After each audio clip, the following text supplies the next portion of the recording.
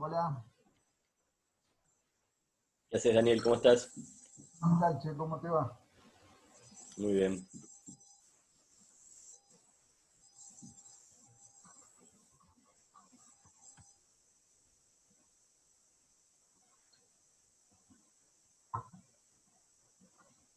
Bueno. Che, ¿cómo anda tu viejo?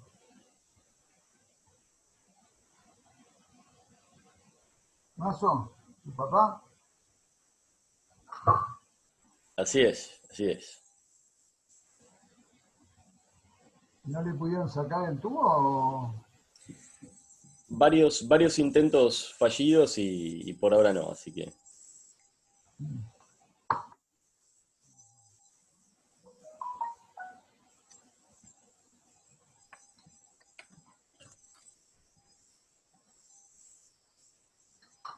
Bueno, no sé si le ha llegado bien el link a todos. Yo hay algunos se los pasé, pero no sé si el link lo recuperaban de acá o...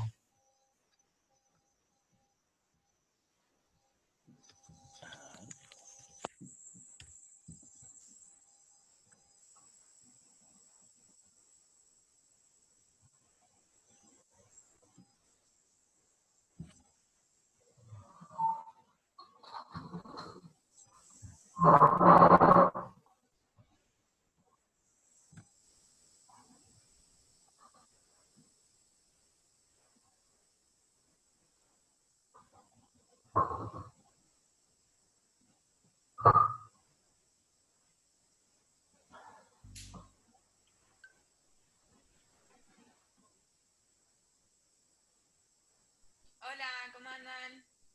Hola, hola.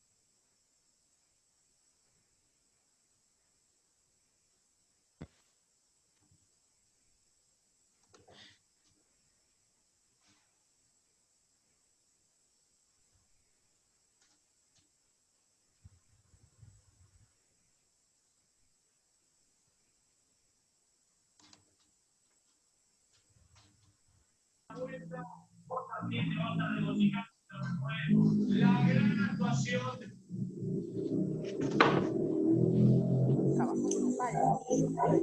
Nada más que les diga que está el doctor Inchaurregui por ahí. grupos y listo. Y lo vemos bien, tranquilo, va, cuando te lo manden a vos.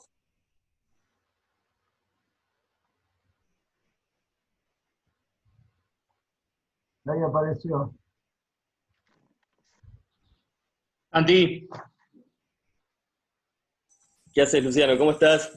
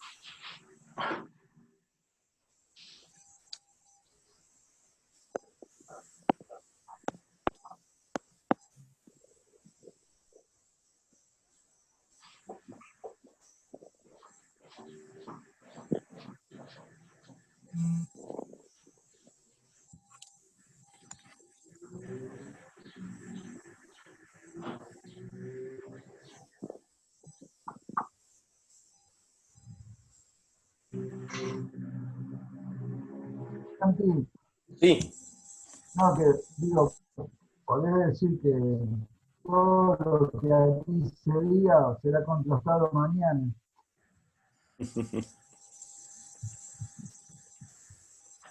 Por ahí que la verdad que sabe del tema.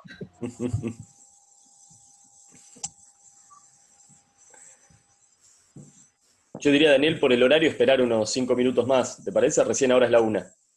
No, no, sí, no hay drama, no hay drama. Sí, esperemos un poco más.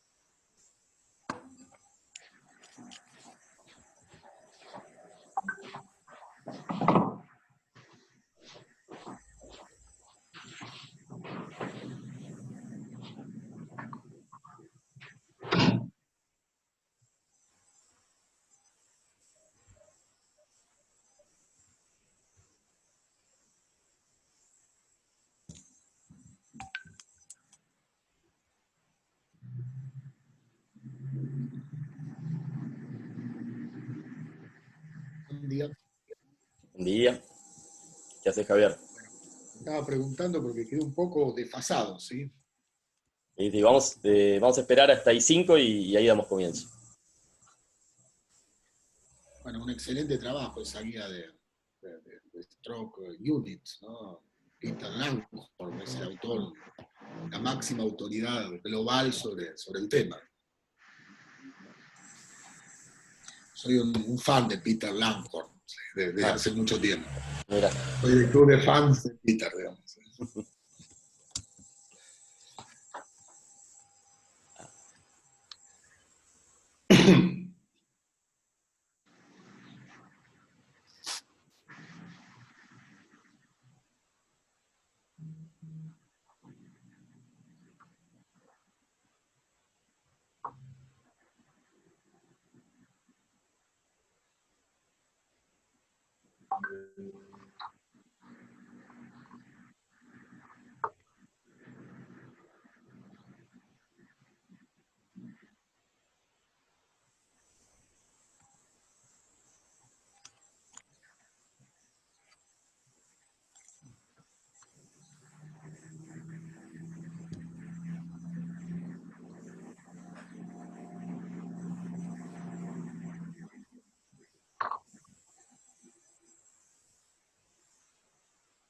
Tienes que consultarlo. Ok. Tienes que consultar con la gente de...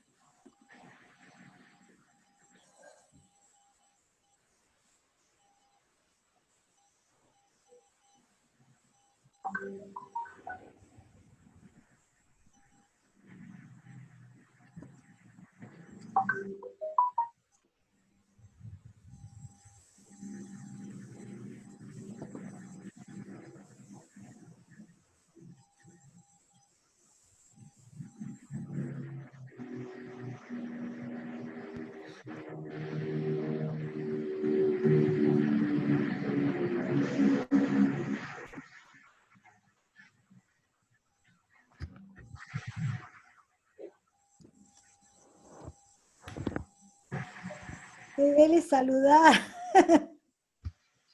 Hola, Gaby.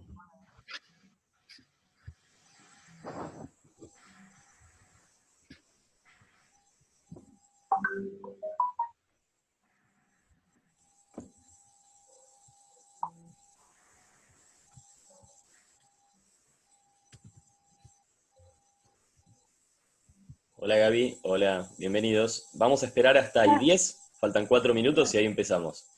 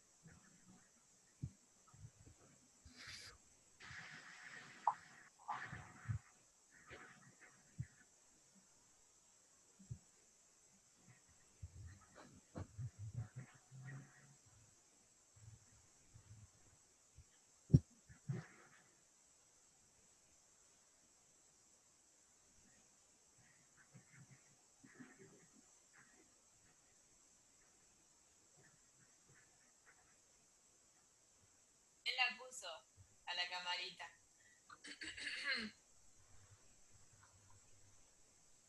Pero no está, por eso no lo ve.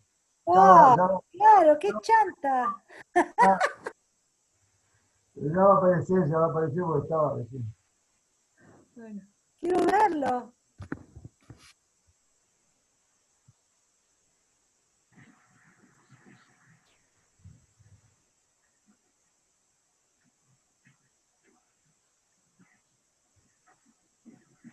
Karina también.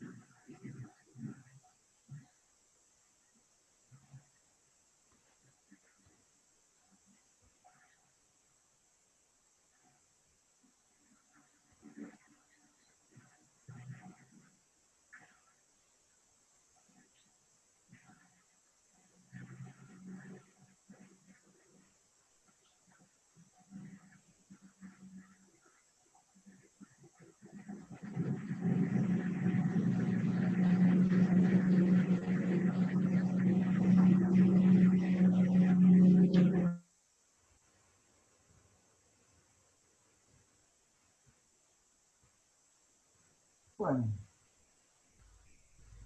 ¿Damos comienzo, Daniel? sí, sí. Bueno, entonces bienvenidas y bienvenidos todos. La propuesta de hoy es hacer un taller sobre vacunas para COVID y hablar desde la evaluación de tecnologías sanitarias a la mirada de la salud colectiva. Va a estar a cargo de Daniel Manuquian y organizado por el Centro Universitario de Estudios de Salud, Economía y Bienestar, que es un centro de bipartenencia de la Facultad de Economía y la Facultad de Ciencias Médicas de la Universidad Nacional del Comahue. Lo presento a Daniel, así después damos comienzo. Daniel es de formación médico general, sanitarista, ha realizado 2 maestrías en gestión y sistemas de salud en la Universidad de Salud, en la Universidad de Bolonia, en Italia. Se ha desempeñado en salud pública siempre, principalmente el sistema de salud de Neuquén, también ha tenido cargos de gestión en salud pública de Río Negro. Tiene múltiples publicaciones, es también miembro de este centro de estudios y de la Red Argentina de Evaluación de Tecnologías Sanitarias. Y bueno, nos interesa mucho la mirada de Daniel sobre este tema que es de gran interés actual, pero en particular por la mirada que creemos que él le puede aplicar. Así que bueno, te dejamos en el aire, Daniel. Vamos a pedir que todos por ahí silencien los micrófonos y si hay alguna consulta o algo, hacen un mensaje en el chat o levantan la mano. ¿Vale? Gracias.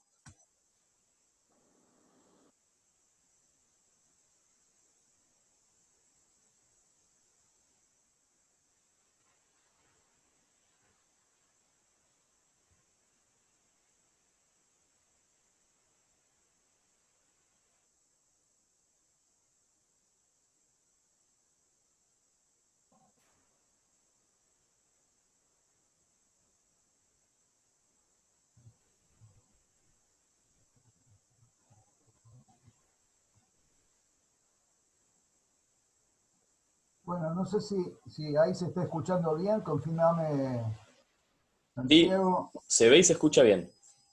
Bueno, muy bien. Bueno, ante todo, el agradecimiento a la convocatoria para poder compartir lo que estamos aprendiendo, leyendo, investigando en este tiempo de tanta vorágine de información vinculada con la pandemia y con la COVID-19. Y bueno, esto es una de las actividades que el QESET desarrolla también para poder compartir con otros lo que estamos aprendiendo, al mismo tiempo que seguramente hay otros que saben más que nosotros, pero era importante también abrir este canal de intercambio de conocimientos.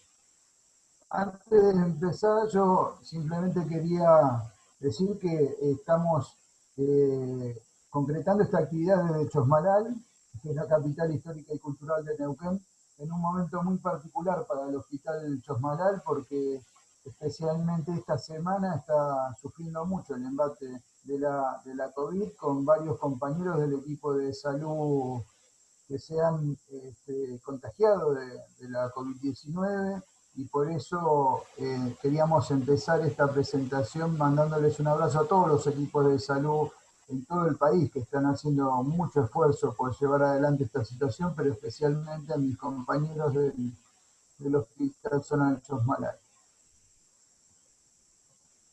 Bueno, la idea de este Ateneo es repasar algunas cuestiones que empiezan con una introducción y algunas opciones terapéuticas que se están accionando en estos tiempos, y después empezar a hablar un poquito específicamente de las vacunas, la fase del desarrollo de la vacuna, los tiempos requeridos para lograr una vacuna, los tipos de vacunas que hay, las principales opciones que hay en este momento, algo sobre los precios, sobre la disponibilidad, en qué momento va a llegar a la Argentina y qué hacemos mientras esto ocurre. Todo lo que voy a comentar está en un documento que lo pudimos subir a nuestra página, la página del QESET. Ahí justamente por eso le pusimos la dirección del QESET, donde encontrarán este documento, pero también muchas otras de las investigaciones que estamos desarrollando como centro de estudios, entre ellas uno de los modelos predictivos que se ha desarrollado con la participación de compañeros que integran también nuestro centro de estudios, un modelo predictivo sobre justamente la COVID-19 y la pandemia. Bueno, ya arrancando, digamos, el temario, planteo esta frase porque justamente me convocaron a mí para que pudiera hablar de un tema de que la verdad hace muy poco tuve que leer bastante, y me resonaba esta frase de Sócrates que Platón, el discípulo de Sócrates, le adjudica a su maestro diciendo que solo sé que no sé nada. Y la verdad es que en el tema de la COVID, creo que todos debemos asumir con mucha humildad la incertidumbre y el desconocimiento, y a partir de esa incertidumbre, ese desconocimiento, bueno, plantearnos que todos estamos aprendiendo en la medida que va avanzando esta cuestión. Pero en principio, lo digo en defensa propia, para que se entienda que quien les habla es alguien que no es un experto en el tema, que simplemente ha tenido la inquietud de leer para poder armar una secuencia del estado actual hasta septiembre de este año de lo que tiene que ver con la vacuna del COVID. Pero antes de hablar de la vacuna del COVID, es interesante rescatar que hay hoy más posibilidades de sobrevida para los pacientes que sufren la COVID, sobre todo de forma severa, porque se han desarrollado algunos conocimientos que permiten implementar algunas medidas de tratamiento, de cuidado, bueno, que logran mayor sobrevida hoy que la que teníamos por enero, febrero, marzo de este mismo año. Es decir, en tan poquito tiempo, bueno, se empezaron a implementar distintas medidas, algunas de las cuales han mejorado la sobrevida. Acá yo lo que les estoy mostrando es un esquema sencillo de los momentos evolutivos que tiene esta enfermedad, desde la infección temprana, la fase pulmonar y la fase vinculada con esta hiperinflamación en la fase final y la más severa de la COVID-19, y cómo se han pensado en el uso de distintos tipos de medicamentos antivirales en esta primera parte, antiinflamatorios en la segunda, en todo momento los anticoagulantes. Claro que en el medio aparecen algunas ofertas de tratamientos que no siempre son efectivas y que hubo necesidad de generar especialmente algunas recomendaciones para evitar el uso, y nosotros tenemos la desgraciada experiencia del fallecimiento de un niño a causa de este dióxido de cloro. Pero también al mismo tiempo hemos visto cómo algunas medidas terapéuticas se empiezan a ayudar, y algunas tienen que ver con el diagnóstico temprano, como por ejemplo el poder detectar y monitorizar el nivel de oxígeno en la sangre, o el uso, como decía al principio, de los anticoagulantes, porque, bueno, se ha visto que una de las complicaciones o uno de los momentos evolutivos es la formación de tromboembolismo pulmonar, que finalmente puede ser la causa del deceso de la persona afectada en forma severa por el COVID. También es muy importante ver que hay una cantidad importante de fármacos que se están investigando en Argentina y en el mundo en relación con encontrar alguna forma terapéutica que sea óptima, que sea efectiva para contrarrestar los efectos de la COVID-19. Algunos aparecían como quimeras, como promesas muy fuertes, como la hidroxicloroquina, luego se fue descartando porque se descubrió que el efecto adverso a las dosis que se estaba usando, fundamentalmente por la prolongación del QT y de las arritmias cardíacas, bueno, generaba más problemas que soluciones, e incluso dio lugar a esta retractación, que es la que mostramos acá, de un artículo de The Lancet, que tuvo que retractarse de algo que se había publicado en forma anterior. Esta es una de las situaciones que se va dando en este contexto de un problema de salud que se está investigando con mucha velocidad y que se está publicando además con una velocidad mucho mayor que la que habitualmente se requiere para la publicación de un artículo científico, y por eso ha dado lugar también a retractaciones, a revisar lo que se había publicado. De la misma manera aparece este antiviral, el Remdesivir, pero no es el único, hubo otros que aparecían como una promesa para el tratamiento de la COVID, y que sin embargo, bueno, los estudios que hay más recientemente dan cuenta de que el Remdesivir en el mejor de los casos reduce levemente los días de estancia en terapia intensiva, pero que no hay conclusiones que sean realmente concluyentes respecto de los beneficios clínicos que podría traer el uso del remdesivir.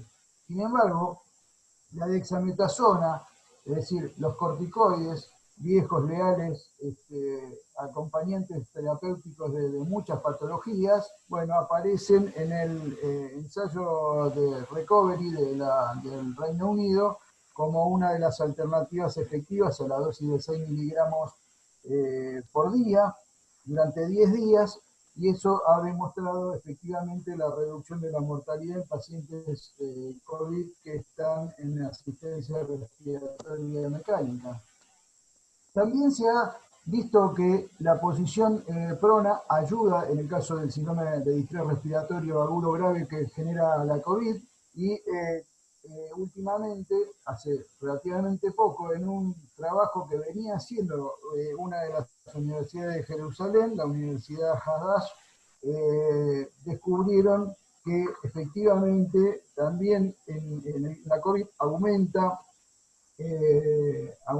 un péptido que se llama alfa-adenosín y que actúa como protrombótico, y entonces descubrieron que el uso de colchicina podría ayudar a reducir el nivel de ese péptido, y entonces también reducir los efectos de la coagulopatía que se genera en la COVID a nivel pulmonar. Bueno, como ustedes saben, el plasma de pacientes recuperados, que todavía está en etapa de experimentación, está logrando cada vez más, acumulando evidencia favorable, aunque, reitero, todavía es en etapa de investigación, de la misma manera que el ibuprofeno inhalado. Ahora, lo concreto respecto de los tratamientos para el COVID es que muchos de los artículos que uno lee de actualizaciones sobre el tema terminan con frases como la de este artículo, donde dicen: a pesar de estos esfuerzos todavía tenemos mucho que aprender con respecto a la transmisión, el tratamiento y la prevención del COVID-19. Esta es una frase textual sacada de uno de estos artículos, publicados este año obviamente, donde da cuenta de eso. Entonces, yo diría que por aquello de que siempre es mejor prevenir que curar, pero fundamentalmente en el mundo hay también una situación que no hay que dejar de valorar, por lo que vamos a ver un poquito más adelante, y es que realmente la COVID-19, la pandemia, ha generado un bloqueo en la economía mundial que ha puesto en jaque el propio modelo de acumulación capitalista. Y eso ha generado que muchos países centrales, países potentes, poderosos, hayan invertido mucho dinero en el desarrollo de una vacuna. No tanto por la vocación, por la defensa de la salud de la población, sino por el efecto que sobre la economía genera la COVID. Entonces, yo diría que se conjugan estos dos aspectos: la prevención en la búsqueda de la vacuna, pero también en la búsqueda de algo que contrarreste los efectos de una situación que ha puesto en jaque el modelo de acumulación. Ahora bien, para hablar de una vacuna hay que hablar del virus que provoca la enfermedad. Y unos breves comentarios sobre el virus, cosas que en general todos conocemos. Es un virus de ARN, de cadena simple, de una familia de virus que ya era conocida, que en general en el ser humano provocaba enfermedades leves o que pasaban imperceptibles, que afecta a aves y también a mamíferos. Dentro de los mamíferos al famoso pangolín, que es ese bichito al que se le adjudica la transmisión del animal al hombre, aunque realmente la causa y el origen mismo de la COVID-19 todavía es controversial, y que fue responsable de dos brotes epidémicos: el SARS, ese síndrome agudo respiratorio severo que afectó entre el año fines del 2002 y 2003, y luego, 10 años después, el síndrome respiratorio del Medio Oriente, el MERS, que tuvieron una alta mortalidad, que no se expandió tanto como el caso de la COVID-19, pero que tuvieron una alta mortalidad. Ese virus, que es de esa familia, bueno, tiene una nucleocápside formada por el genoma viral y la proteína N, y tiene una cápsula que lo envuelve, dentro de los cuales se destaca esta espícula, esta glicoproteína, que se llama glicoproteína S, que tiene dos componentes, pero lo importante es que esa espícula es la que finalmente va a encontrar el receptor en la célula, se va a unir a ese receptor y eso le va a permitir ingresar a la célula del receptor y iniciar el proceso de replicación viral dentro de la célula.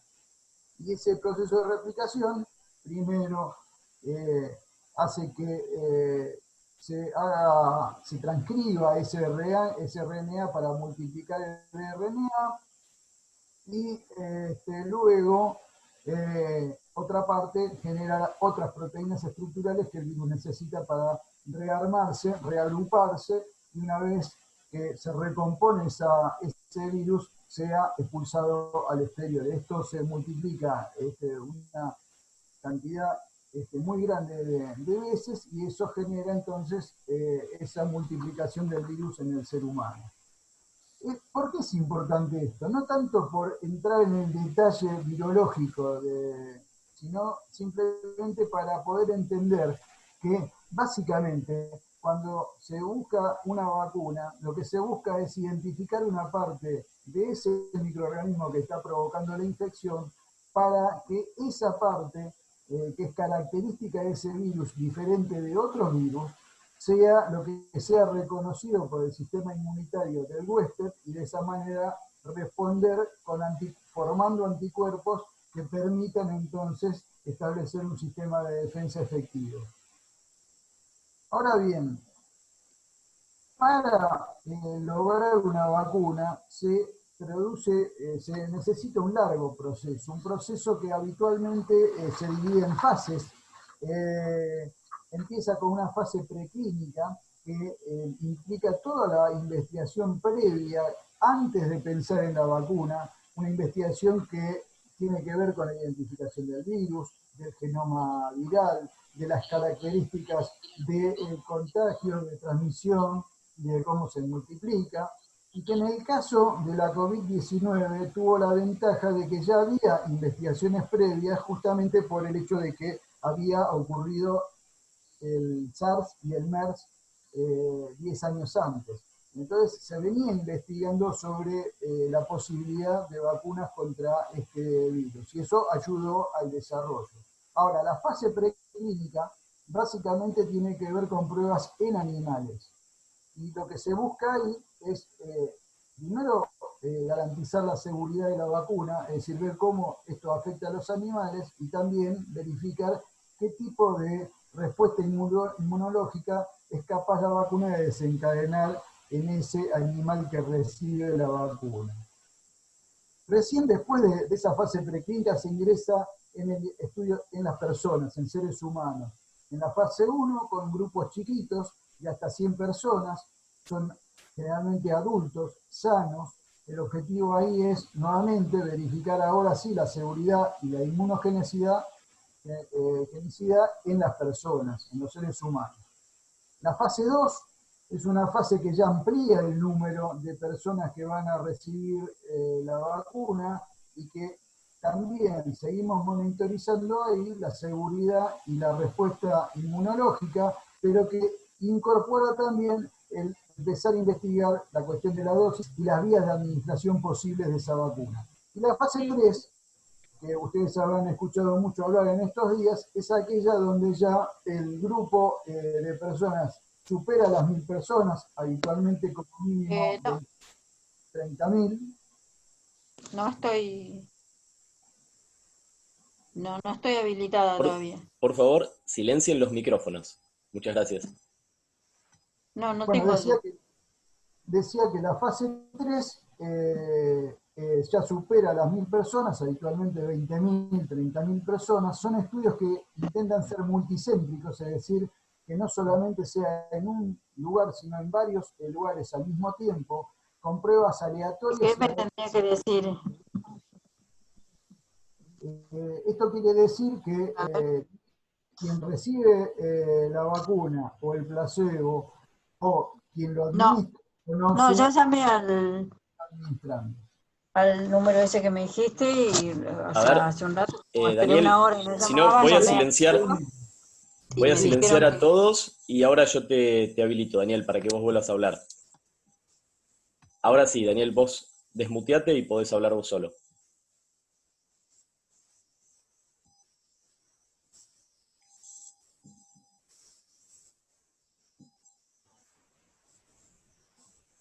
Ahí está. Sí, decía la fase 3, que es aleatoria y a doble ciego, y hay una fase que es importantísima en este caso, que es la fase 4. ¿Por qué digo que es muy importante? Porque hay tanto apuro por aplicar la vacuna que se va a aplicar una vez que se apruebe la fase 3. Pero la fase 4 es tan importante como las anteriores, porque es la prueba ya en terreno, es en el mundo real. Fíjense que la fase 1, 2 y 3 en general se apela a utilizarla en personas sanas y en general en menores de 60 años.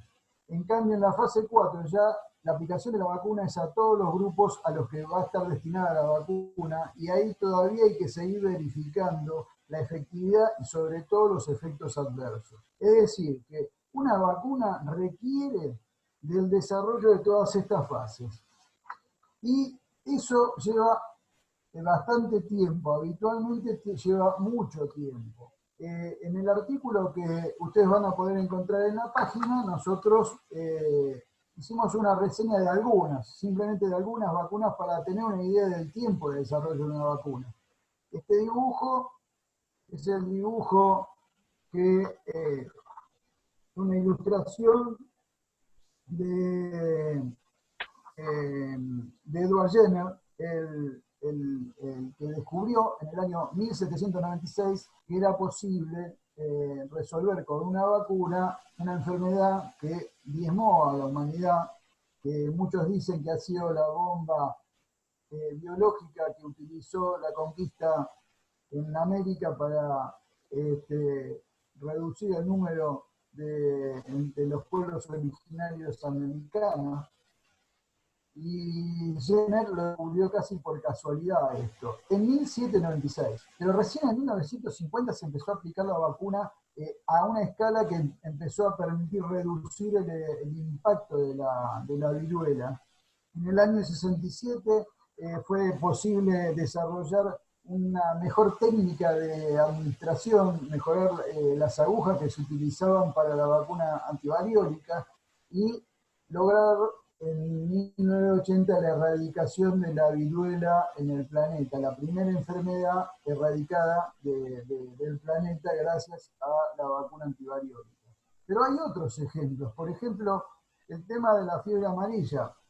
Este médico, Max Taylor, que es sudafricano, descubrió que la vacuna que se estaba aplicando en 1918 era para la fiebre amarilla, era inefectiva, y en 1938 recién se pudo desarrollar una vacuna que efectivamente fuera efectiva contra la fiebre amarilla, y por esa razón Max Taylor fue el primer médico en recibir el premio Nobel de Medicina por el desarrollo de una vacuna. Otro caso es el caso de la polio.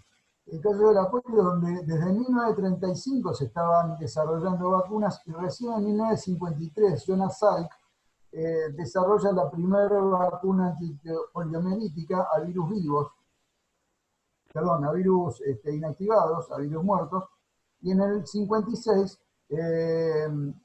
Sabin desarrolla la famosa vacuna Sabin oral a virus vivos. Es decir, fíjense, tardó también del 35 al 53, 56 en tener una vacuna que fuese efectiva para un problema de salud que era muy grave y que dejaba no solamente muertos, sino muchas personas con secuelas.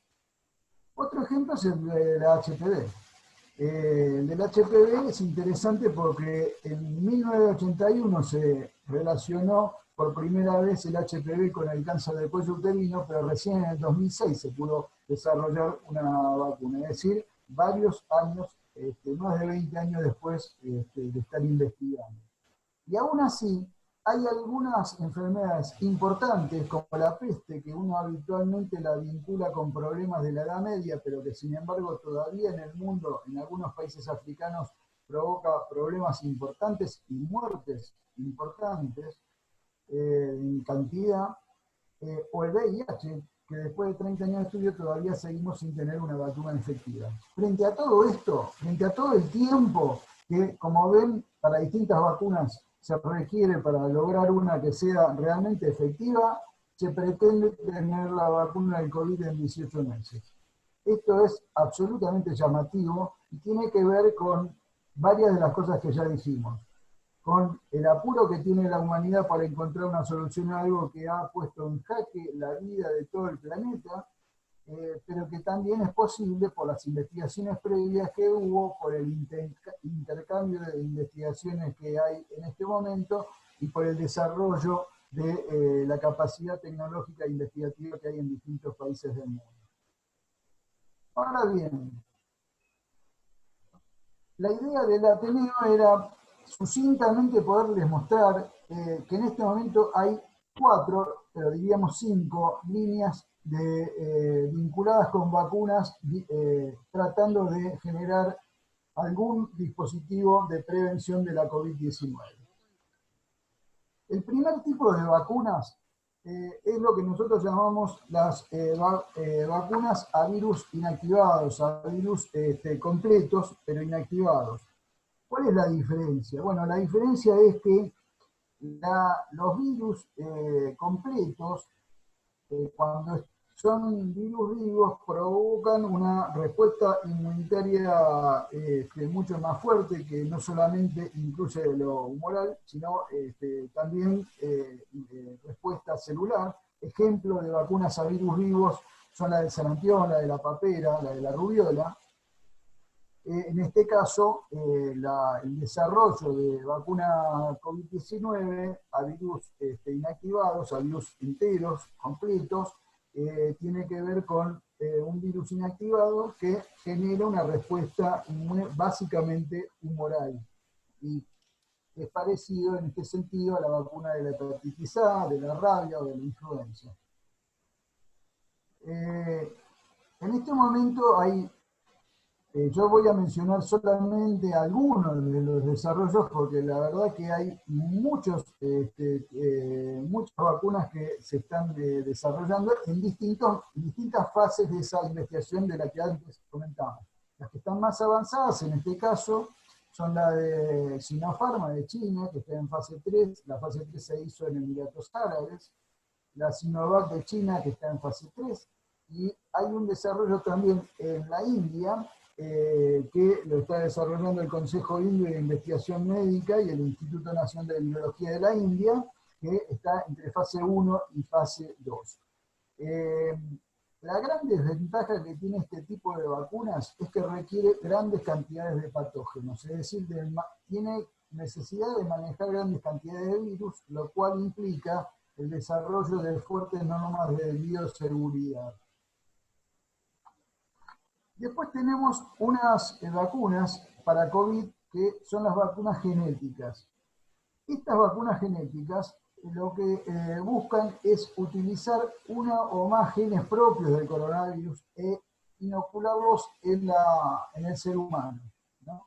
Y esta introducción de material genético realmente es algo innovador en vacunas. No hay vacunas con este mecanismo de acción hasta ahora, por eso se apunta a destacar que es una vacuna que es fácilmente escalable, es decir, es fácilmente producida en gran cantidad, pero que tiene la incertidumbre de que se desconocen los efectos a largo plazo, especialmente en lo que tiene que ver con qué otra respuesta del sistema inmunitario podría llegar a generar la aplicación, la inoculación de material genético del virus en un ser humano. Por lo tanto, como dijimos antes, también aquí la fase 4 va a ser esencial. Y en este caso, en el caso de las vacunas genéticas, los dos ejemplos que traemos son el ejemplo de Pfizer, BioNTech, que lo está desarrollando en Alemania y en Estados Unidos, y que también está cumpliendo una fase 3 en Argentina, en una experiencia que está llevando adelante el doctor Fernando Pollack en el Hospital Militar Central de Buenos Aires. Y la otra vacuna que está bastante avanzada es la vacuna del laboratorio Moderna de Estados Unidos. Ambas vacunas tienen esta ventaja que les decía respecto de la capacidad de poder producirse a escala en forma bastante rápida, pero con este desconcierto respecto de los efectos a mediano o largo plazo. Hay un tercer tipo de vacuna donde hay muchos desarrollos en este momento en distintas fases, quizás es la que más se está investigando en distintos países del mundo, que es las vacunas vectoriales virales. Es decir, es una vacuna que utiliza a un virus para insertarle en ese virus la proteína, esa spike, esa glicoproteína que les mostraba que se une con el receptor de la célula del huésped, y entonces lo que busca es despertar una respuesta inmunitaria identificando a esa proteína y de esa manera anular la posibilidad de que el virus pueda ingresar a la célula humana. Bueno, lo que estas vacunas buscan es ese spike, ubicarlo en un virus que por sí mismo no provoca enfermedad en las personas. Y entonces ahí aparece la famosa vacuna desarrollada por la Universidad de Oxford, en combinación con el laboratorio Astra y Zeneca, Reino Unido, Suecia, que está en fase 3, y que en la Argentina es importante y se ha dado a conocer porque un laboratorio argentino junto con un laboratorio mexicano la producirán para América Latina. Esta vacuna, la de Oxford AstraZeneca, utiliza como carrier, como virus sobre el cual se le aplica la proteína Spike al adenovirus del chimpancé, que es un adenovirus que provoca una enfermedad menor en el chimpancé y que no provoca, no solamente no provoca enfermedad en el ser humano, sino que no se replica el virus en el ser humano, solamente actúa pudiendo vehiculizar la proteína para que el sistema inmunitario reaccione frente a esa presencia. Y de la misma manera hay otros desarrollos con el mismo tipo de técnica, que es la CanSino Biologic de China, que está en fase 3, la Sputnik de Rusia, que también está en fase 3, que recientemente ha publicado, que era algo que se le cuestionaba, que no hubiese publicaciones sobre el desarrollo en fase 1 y fase 2, que tiene la particularidad, la vacuna rusa, de que utiliza 2 adenovirus, y son 2 dosis secuenciales, una con el adenovirus 5 y otra con el adenovirus 26. En cambio, la de Johnson Johnson, en su división vacunas, que es Janssen, el laboratorio Janssen de Bélgica, está también en fase 3 y utiliza el adenovirus 26. Como ven, son distintos tipos de emprendimientos que utilizan la misma técnica, es decir, usar el virus como caballo de Troya para transportar la proteína, o bien el virus para inocular también material genético que desarrolle esa proteína en el ser humano y que entonces el sistema inmunitario reaccione contra esa proteína. La cuarta línea de trabajo respecto del desarrollo de vacunas tiene que ver con las vacunas a base de proteínas. Es decir, esto que se llama también partículas similares al virus, pero que básicamente tiene que ver con inocular en la persona la proteína de superficie, esa glicoproteína S, esa espícula, en el ser humano para que entonces el ser humano responda inmunitariamente.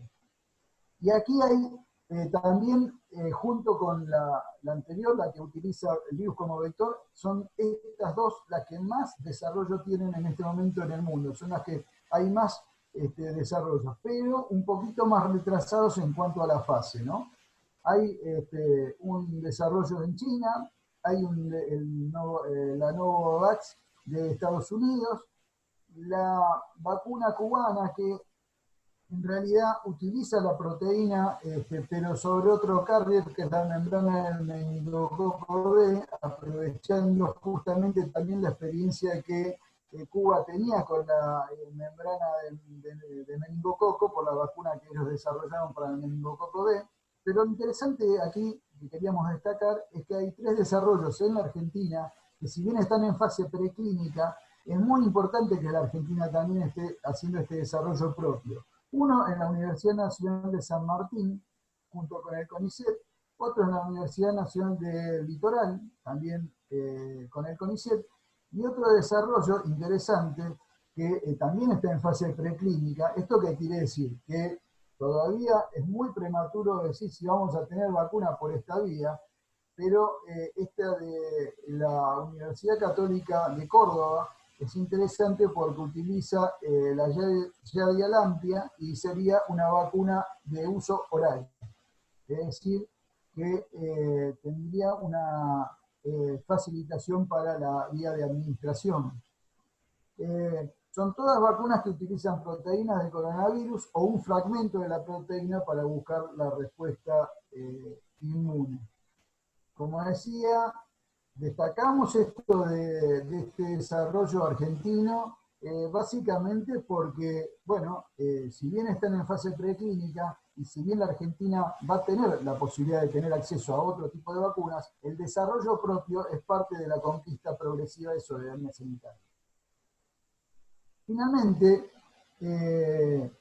recientemente se está empezando a investigar la posibilidad de que alguna vacuna ya conocida como la BCG pueda ser utilizada para generar una respuesta, sobre todo una respuesta celular contra la COVID-19.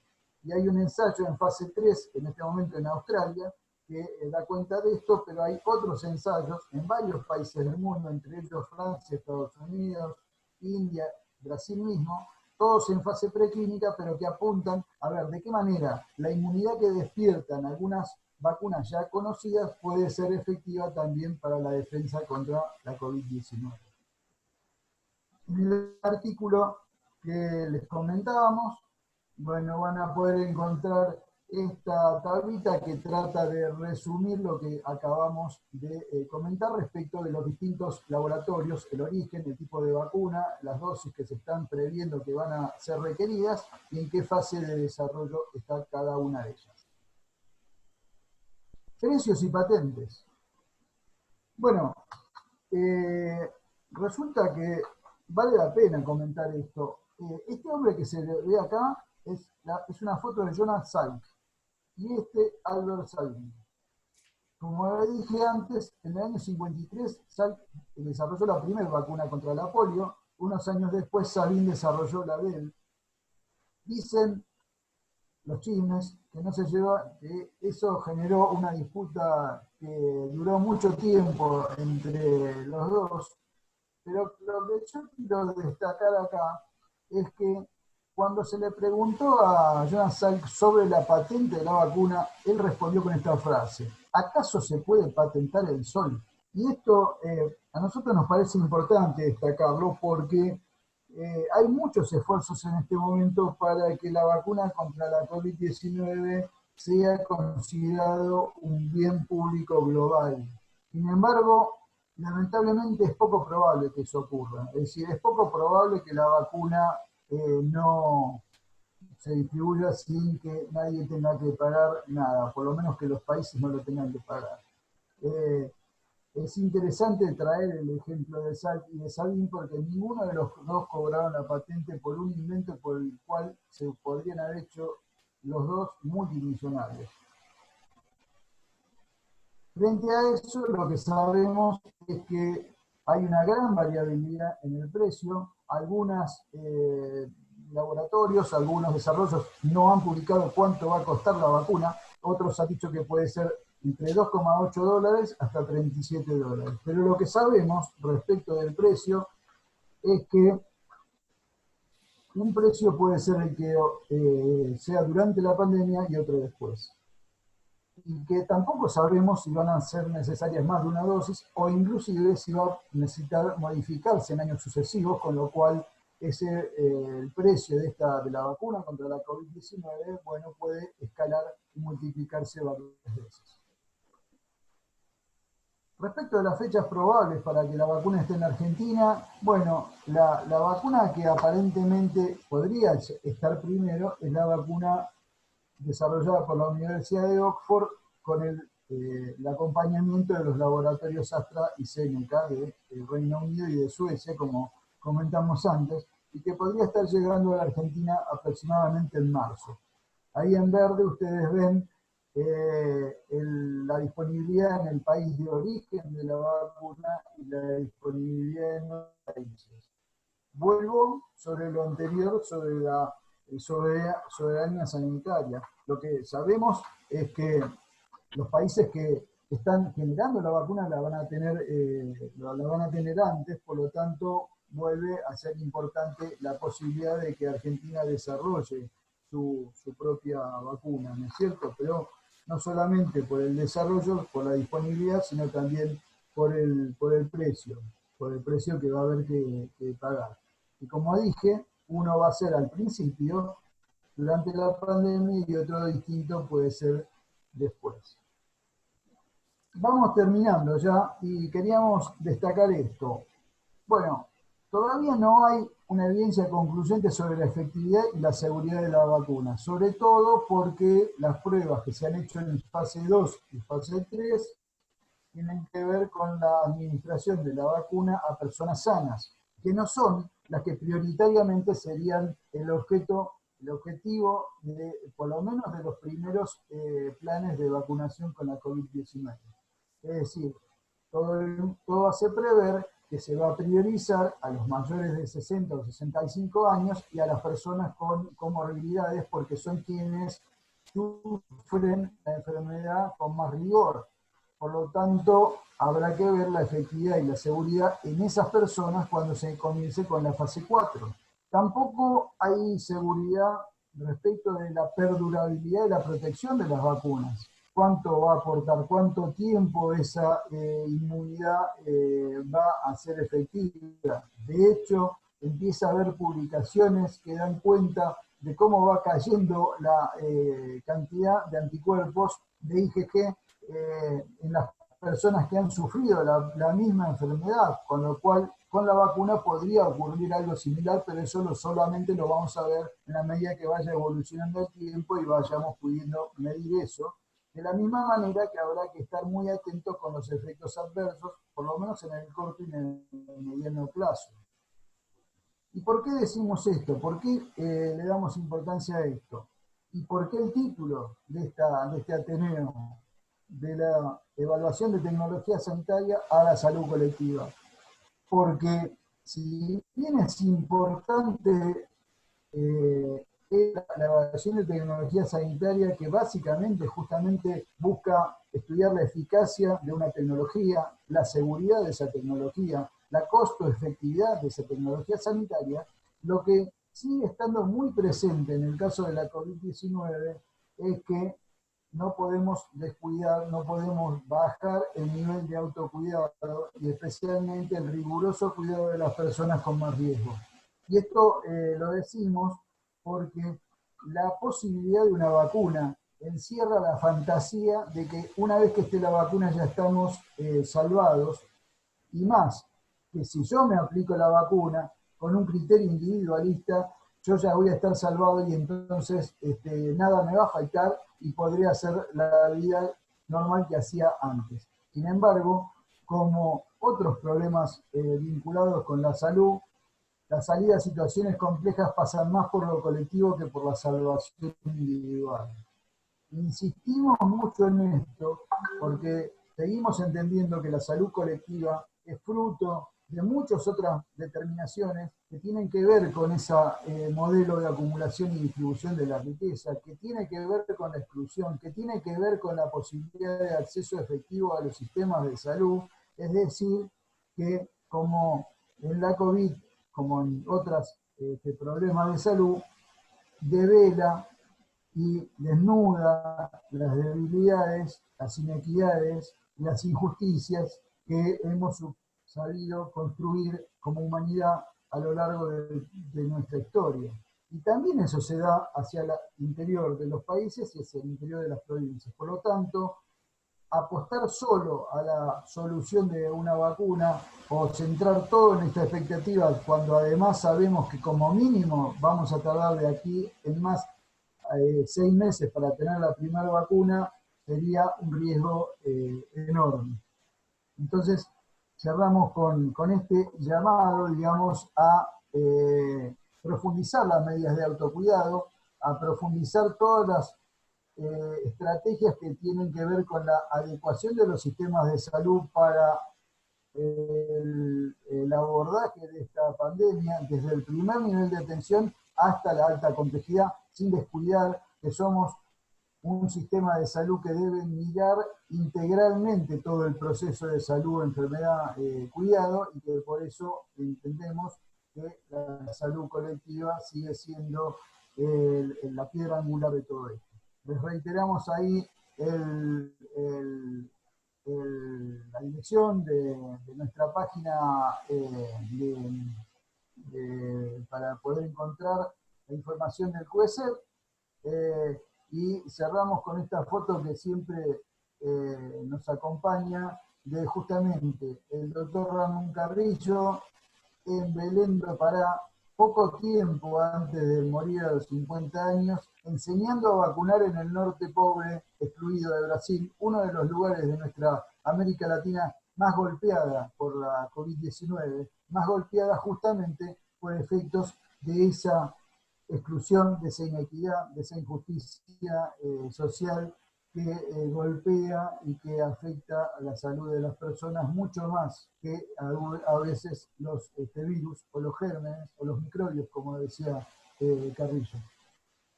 Hasta acá lo que teníamos para compartir entonces con los compañeros que han podido asistir a este Ateneo, y para los que no pudieron, contarles, entonces reiterarles que todo el contenido de este Ateneo está en ese artículo que compartimos a través de nuestra página de QSEP.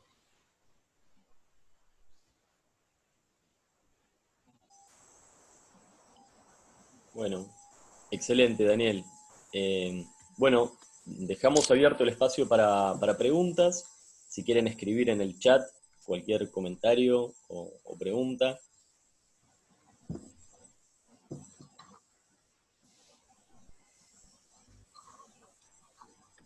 Un tema... Puede, sí, Javier.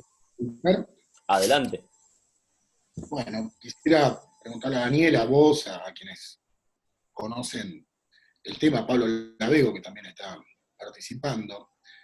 Es decir, la investigación y el desarrollo de fármacos aplica a enfermos, a sujetos enfermos, con la enfermedad para la cual el fármaco se propone. Las vacunas aplican a sujetos sanos, a poblaciones sanas, ¿no? Asumo que las regulaciones son diferentes, ¿no? Desde ya las buenas prácticas clínicas, la GCP de ICH, ¿sí? de desarrollo de fármacos, no tiene un capítulo de vacunas.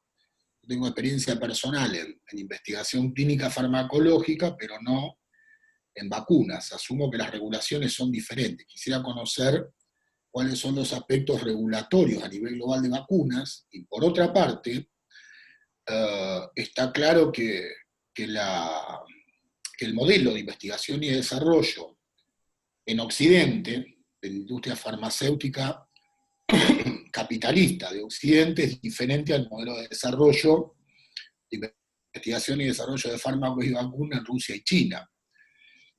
Quisiera conocer también cuáles son las regulaciones, los aspectos éticos de ética en investigación, el desarrollo de vacunas COVID en un modelo y en el otro. Yo un comentario, y después te doy la palabra, Daniel, o quien quiera participar, está abierto el micrófono.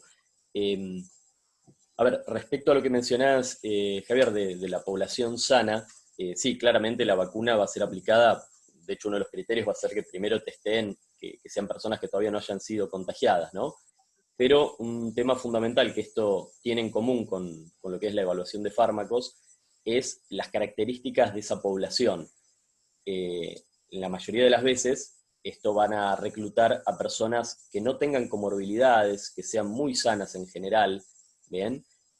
Pero después es una vacuna que en caso de aprobarse, como decía Daniela, los primeros que se la vamos a tratar de aplicar es a personas mayores de 65, donde en todos los estudios en promedio tienen como mínimo 3, 4 comorbilidades, y donde cualquier consecuencia, pensemos en los distintos efectos adversos que puede haber, que en una persona joven de 25 o 30 años no pasa mayores, en una persona de 80 años tal vez tiene consecuencias fatales, ¿no? Muy graves. Creo que eso es a lo que principalmente se refería Daniel cuando hablaba del uso de vacunas en las primeras etapas en pacientes sanos. Este era un comentario principal que quería hacer.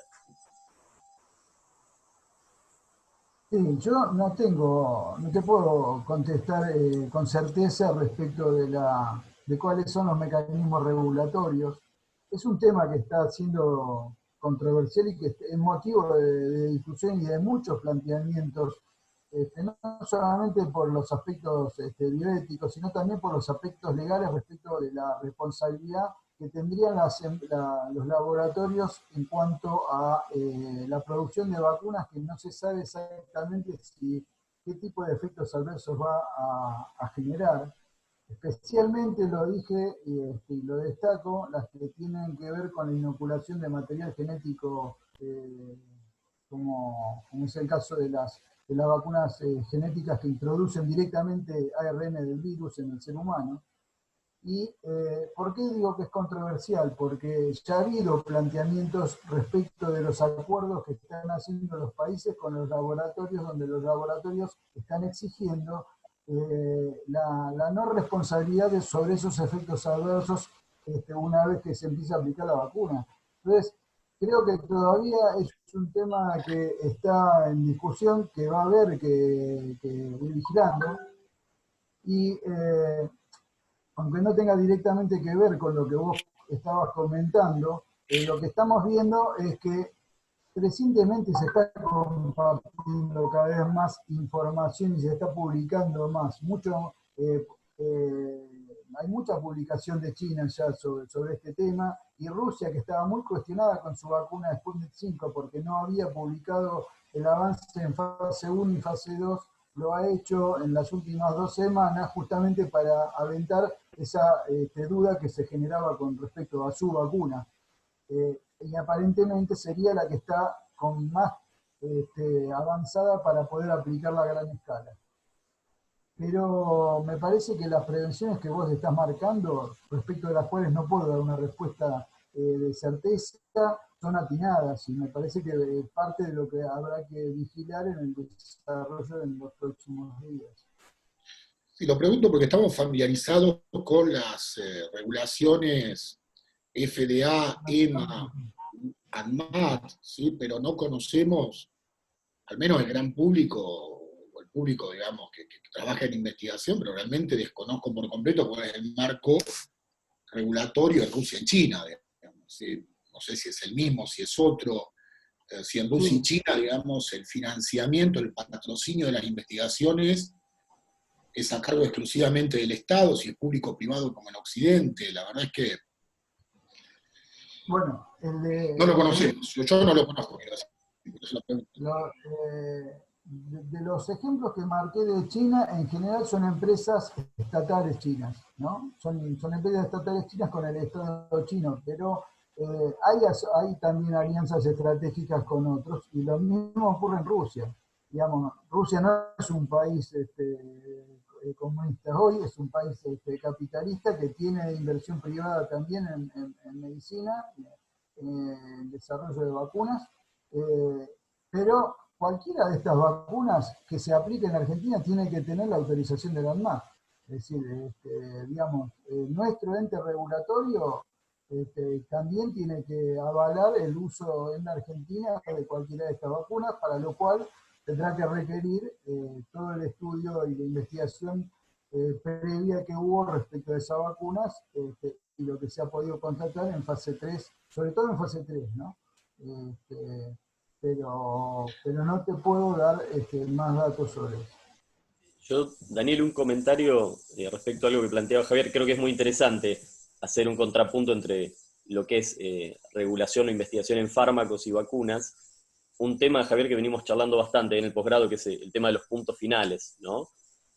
Por ejemplo, bueno, la Gaby Luchetti, que está por acá presente, cuando se aprueba la vacuna contra el HPV, el punto final esperado es que el más importante es que se reduzca la mortalidad por tumores, y la vacuna se aprueba sin ningún tipo de evidencia de eso. Se aprueba en base a que hay estudios que mostrarían que hay, digamos, cierto tipo de inmunidad contra ese tipo de virus, que entonces uno piensa que eso va a llevar a que la persona no contraiga el virus cuando esté expuesta en una relación sexual no protegida, y que años después va a pasar tal cosa. Acá, de alguna manera, aunque estamos hablando de una enfermedad, digamos, de curso más agudo, nosotros podríamos pensar que vamos a estar midiendo anticuerpos contra este virus, pero que no sabemos qué va a pasar dentro de un tiempo. Vieron que es sabido que los coronavirus en general no dejan una inmunidad que dure mucho tiempo, que pueden haber variaciones. Entonces, para estar muy atentos, y esto lo llevo a otro tema que yo quería proponerle a Daniel discutir, que ante la presión que está habiendo de la sociedad, y fue muy interesante la introducción hablando del dióxido de cloro y hablando de cómo nos vendieron presidentes de los países más poderosos del mundo el milagro de la hidroxicloroquina, y ahora estamos teniendo una presión tremenda por el uso de ibuprofeno inhalatorio cuando no hay estudios de investigación que demuestren su utilidad, ¿no? Pero sin embargo ya las legislaturas de un montón de provincias están pidiendo que se use. En ese contexto, tratar de tener cuidado con qué es lo que se va a aprobar y empezar a utilizar en gran escala, porque sabemos que además del interés por la salud pública hay intereses económicos muy grandes. Imaginemos que una primera vacuna que tenga, digamos, una buena publicidad va a ser comprada para millones de personas, van a ser ganancias extraordinarias, y tenemos las incertidumbres que pueden quedar de qué tan efectiva va a ser, no sé, a los 6 meses, a los 8 meses, al año, y ni hablar el aspecto de seguridad, que uno puede usar criterios fisiopatológicos. Esto que mencionaba Daniel, si estoy introduciendo un material génico dentro del cuerpo, y la verdad que me gustaría tener bastante más tiempo de observación si fuera posible para saber qué ocurre. Por decir cualquier cosa, ¿no? No pensar que prevengo ahora el riesgo de contagio de virus y en unos años, no sé, me triplica el riesgo de aparición de un linfoma o de algún otro tipo de enfermedad. Pero bueno, me parece interesante mencionar esto con la presión social que está habiendo por sacar una cura milagrosa rápida, y el riesgo que podemos tener. Estamos viendo cómo, con preocupación, como muchos políticos rápidamente quieren salir a comprar lo que salga, ¿no? Lo que se proponga en cualquier lugar yo creo para que no les digan que no lo están haciendo. Entonces ya hay presión por comprar cualquier cosa que salga, y esto puede ser un combo un poco peligroso. No sé cómo lo ves vos, Daniel. Sí, exactamente. Acá, en este partido falta el número 10 que pare la pelota. Y va a ser difícil darle la pelota a un habilidoso, porque, disculpen que use la metáfora futbolística, pero realmente hay una vorágine y una avidez por lograr resultados rápidos que se tienen una traducción también en esta presión social de la que vos estabas hablando, ¿no? Tanto, y por eso hablamos de esto de la importancia que tiene seguir apostando al cuidado, a la solidaridad, a la salud colectiva y no tanto a la salida individual, porque se da lo mismo con la vacuna que lo que se dio al principio de la pandemia con los respiradores. Ayer yo le mencionaba a una compañera que me lo preguntaba, al principio de la pandemia hubo mucha gente de mucho dinero que salió a comprarse su propio respirador pensando que como iban a faltar respiradores, lo que mejor podía hacer era tener su propio respirador para cuando tuviese que ser internado en terapia intensiva. Y eso generó no solamente la actitud individualista de parte de las personas, sino también de algunas organizaciones, inclusive de algunas provincias. ¿Y el Estado Nacional qué hizo frente a eso? Bueno, el Estado Nacional lo que hizo fue incautar la producción de respiradores, comprar, hacerse cargo de la compra de las 2 fábricas que había de respiradores que ya tenían parte de su producción comprometida para exportar, y distribuirla en todo el país, y se han distribuido, como ustedes saben, más de 4.000 respiradores. Lo mismo va a tener que ocurrir con la vacuna. O sea, necesitamos un Estado presente, regulador y protector, que va a tener que lidiar con esta presión social respecto de tener la vacuna, va a tener que lidiar con los laboratorios que van a querer introducirlo rápidamente, aprovechando esa presión social, pero que va a tener que tener un efecto protector respecto de estas incertidumbres que estamos planteando. Como otras cosas vinculadas con el COVID, es parte de lo que no sabemos cómo va a ocurrir. Y cuando a veces se repite como una letanía, están avanzando a ciegas, no saben qué hacer, es parte cierto. Y tiene que ver con la ignorancia que todavía este tema tiene para todos y todo lo que todavía nos falta conocer. Bueno, en el tema de la vacuna pasa algo parecido. La verdad, hay mucho por conocer y hay mucho respecto de seguir sosteniendo una mirada crítica de estos procesos y no comprar una quimera, no comprar una panacea, porque es probable que no lo sea y que requiera muchas adecuaciones, muchos ajustes. Inclusive puede ser que la primera vacuna que salga pueda no ser la más efectiva. Esto ha ocurrido en la historia de vacunas con muchos ejemplos. Por eso les mostré, por ejemplo, el caso de la fiebre amarilla. En la fiebre amarilla, en el año 18 se empezó a aplicar la vacuna a gran escala, recién 20 años después se descubrió que esa vacuna no era efectiva y que en general provocaba además más problemas que beneficios. Bueno, esperemos que eso no ocurra por el desarrollo del conocimiento que hay en esta etapa de la historia de la humanidad, pero no podemos descartarlo y por lo tanto el sostener una mirada crítica, aguda sobre esto, más allá de relevar como hicimos ahora, de hacer un resumen, va a haber que tenerlo presente especialmente en los lugares que están capacitados para poder hacer esa vigilancia, ¿no? Santi, Sí. una cuestión que quería comentar, también porque ahí una compañera preguntaba sobre los efectos adversos de la vacuna de Oxford. Sí, ¿no? eso te iba a decir. Bueno, ustedes saben que, como comenté recién, cuando se prueba una vacuna, como cuando se prueba un fármaco, se hacen pruebas aleatorias a doble ciego, donde una parte de los voluntarios reciben la vacuna y otros reciben un placebo o algún producto alternativo que nada tiene que ver con la vacuna, para poder comparar los efectos. Esa fase 3 se detuvo justamente porque se detectó una alteración neurológica en alguno de los voluntarios y esta semana la Universidad de Oxford hizo una investigación con un evaluador independiente, digamos, ajeno a la universidad y por supuesto sin conflicto de interés con las empresas que son parte del desarrollo de la vacuna, donde descartaron que los efectos adversos pudiesen estar relacionados con la vacuna. Por eso la fase 3 se reinstaló en los lugares donde están haciendo, salvo en Estados Unidos, donde todavía está demorada el reinicio de la fase 3.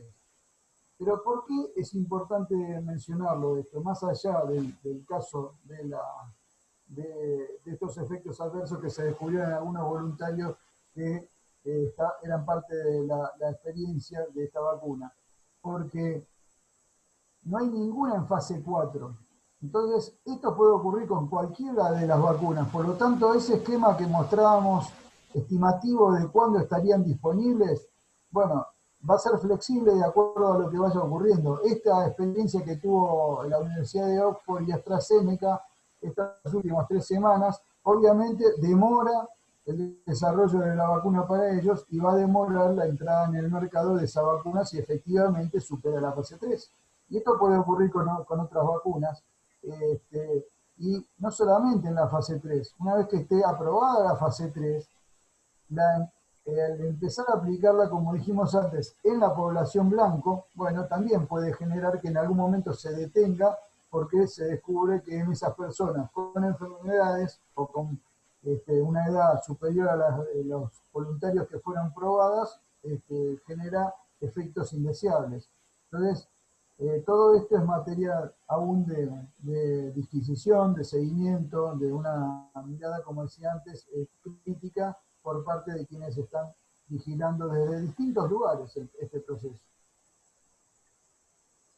Gracias, Daniel.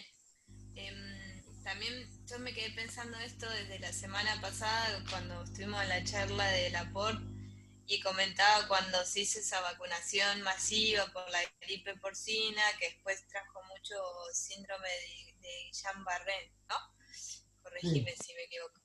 Sí. Por eso, no sé, recalcar que la solución no va a ser la vacuna, sino lo que vos decís, la salud colectiva, y que sigamos reforzando las medidas que ya se sabe que tienen eficacia: distancia, lavado de mano, barbijo, etc.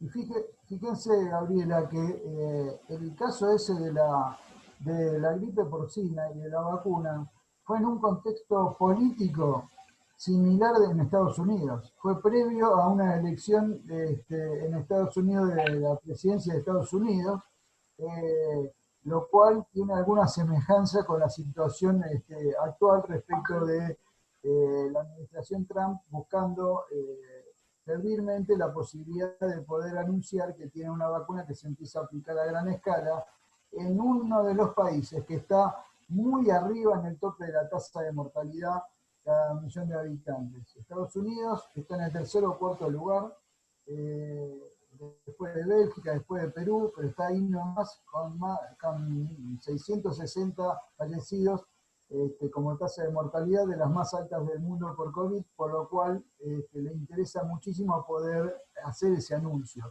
Pero eso tiene estos riesgos, como el que tuvo en ese momento la vacuna con la gripe porcina. Sí, me parecía interesante, saliendo un segundo de vacunas, pero yendo a otra pandemia, la experiencia de los Celtamivir. Digamos, bajo la presión social por la pandemia anterior de H1N1, recordemos, digamos, lo que pasó, ¿no? Grandes autoridades, como fue la colaboración Cochrane, como fue la Organización Mundial de la Salud, terminan recomendando poner el oseltamivir en el listado de medicamentos esenciales, esperando la finalización de ciertos datos de un estudio que todavía le faltaba, pero que parecía que iba a reducir. Esa información nunca llegó, se vendieron, digamos, millones y millones de oseltamivir, incrementaron sus acciones. Hoy sabemos que no sirve, y el impacto que tuvo todavía persiste. Me contaban el otro día de un hospital donde están usando de rutina en otra provincia oseltamivir por las dudas para este virus, entonces siguen generando ganancias en base a una mentira que ya lleva tantos años. ¿Bien?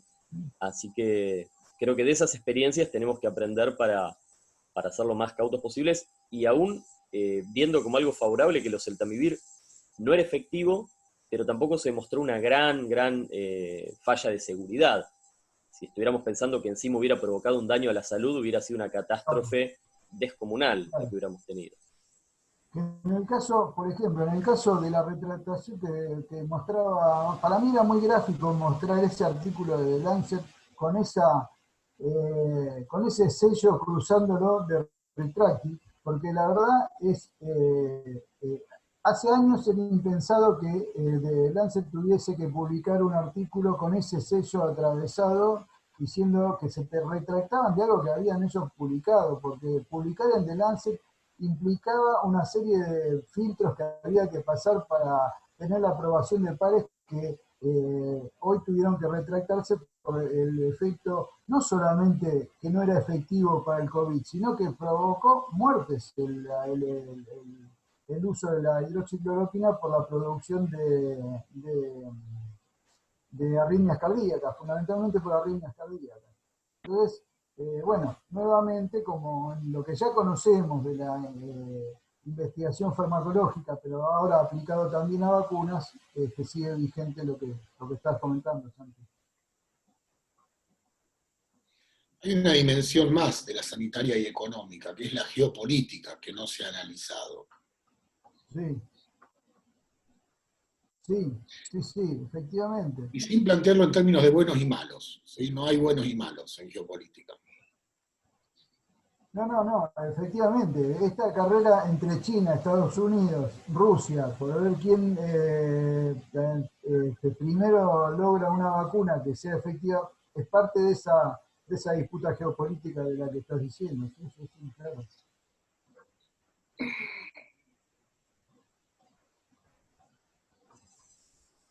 No sé si hay alguna otra pregunta. Sí, ¿qué tal?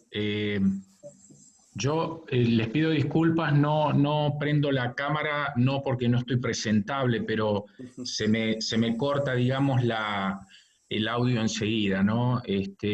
Mi nombre es Pablo Lavegos Gascoechea, eh, y bueno, primero agradecer a Daniel que me invitó a este espacio, el cual me parece muy bueno, ¿no? Y la humildad de Daniel de decir yo no sé nada, ¿no? Y el tipo se descargó con una ponencia realmente muy buena, muy detallada e ilustrativa. Yo simplemente por ahí agregar dos o tres cositas que en general, digamos, en los estudios con vacuna, ¿no? Como lo mencionó bien Daniel, pueden llevar varios años, ¿no? Como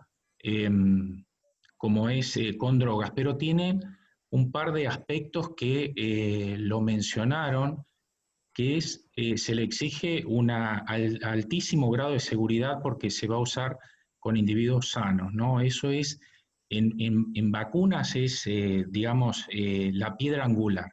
Lo otro es la conservación, ¿no es cierto? Porque las vacunas están todas refrigeradas, o sea, se les exige una logística muy detallada y por sobre todas las cosas, las agencias reguladoras lo que piden es que los gobiernos estén muy en contacto con las empresas que van a llevar adelante la manufactura de las vacunas, porque es de importancia nacional o regional, ¿no? O sea, es una premisa esto y lo recomiendan las agencias reguladoras, ¿no? Y desde ya que sabemos que las vacunas se van a probar después en todos los grupos etarios, ¿no es cierto?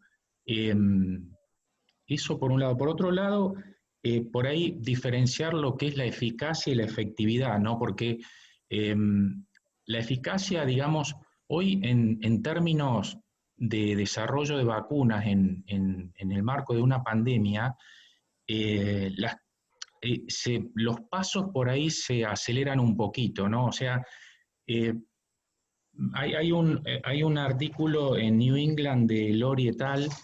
Que es justamente el desarrollo en épocas de pandemia, ¿no? Donde hay una particularidad que las fases se desdibujan un poco y se agrupan.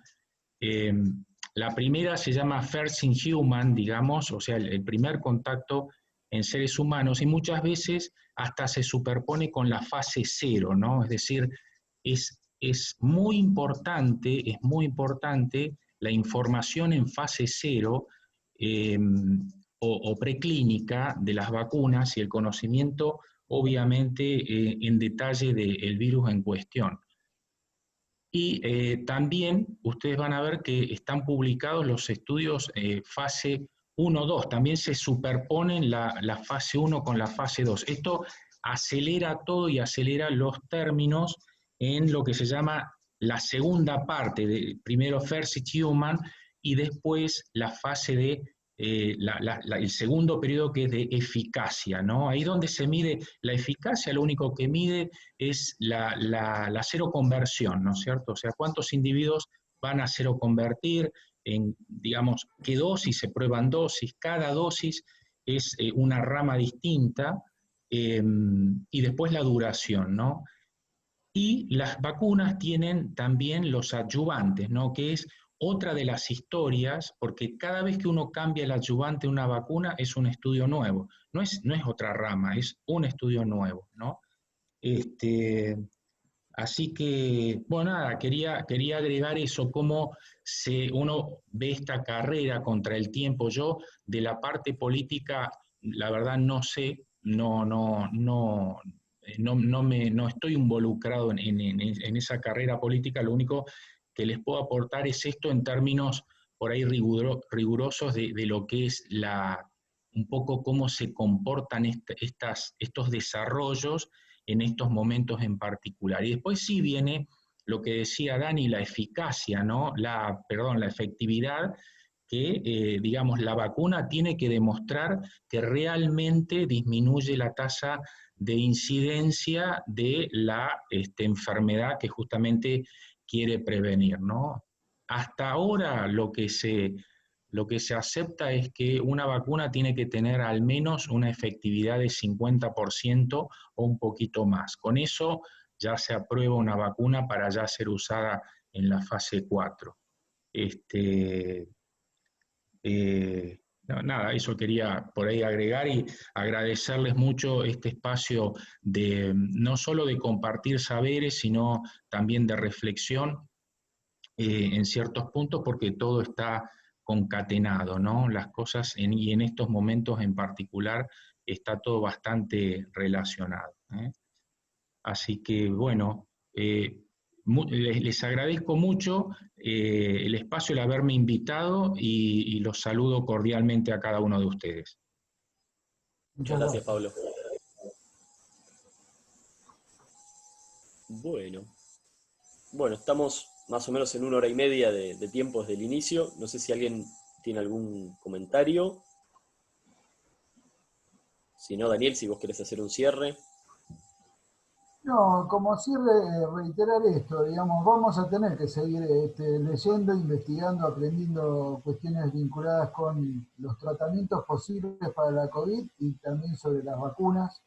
Tenemos que mantener esta mirada atenta, activa y crítica para poder evaluar lo que se va desarrollando sobre este tema, insistir mucho en la construcción de salud colectiva a partir de la participación social responsable de cada uno de nosotros, y cerrar nuevamente dejándole un abrazo y haciendo un homenaje a todos los trabajadores de salud que están en el frente de batalla en este momento.